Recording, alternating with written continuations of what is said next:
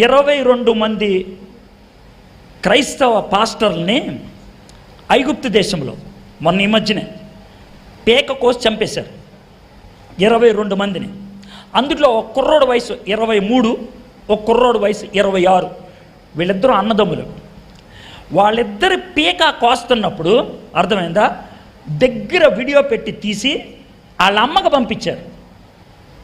అర్థమైందా, వాళ్ళిద్దరిని చంపుతున్నప్పుడు పీక కోసేప్పుడు దగ్గర వీడియో పెట్టి వాళ్ళ అమ్మకు పంపించారు. అంటే వీళ్ళని చంపడమే కాకుండా చంపిన వాళ్ళ అమ్మకి పంపిస్తే ఆమె బాధపడుతుంటే వీళ్ళకి ఆనందం.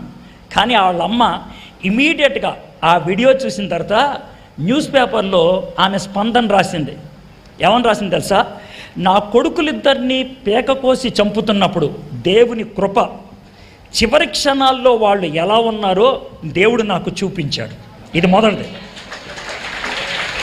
రెండోది, దేవుని కృప, వాళ్ళు చివరి క్షణాల్లో మాట్లాడుతున్నప్పుడు ఆడియో కట్ అవ్వకుండా చేశారు.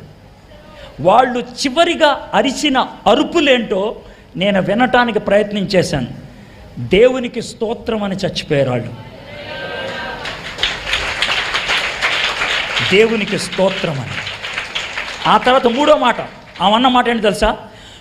నా కొడుకుల్ని దేవునికి స్తోత్రం అని చచ్చిపోయారు వాళ్ళు. దేవునికి స్తోత్రం అని. ఆ తర్వాత మూడో మాట, ఆమన్న మాట ఏంటి తెలుసా? నా కొడుకుల్ని చంపిన వాళ్ళ కళ్ళు చూశాను నేను.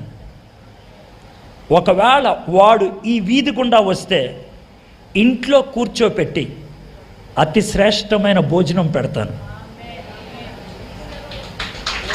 అది విశ్వాసులు శ్రమను ఎదుర్కొనే పద్ధతి. అది అవిశ్వాసులు శ్రమకు అరుస్తారు, ఏడుస్తారు. కానీ విశ్వాసులు ఉక్రోషం తెచ్చుకుంటారు, తమకు అవసరం అనుకుంటే నోరు మూసుకొని ఉంటారు.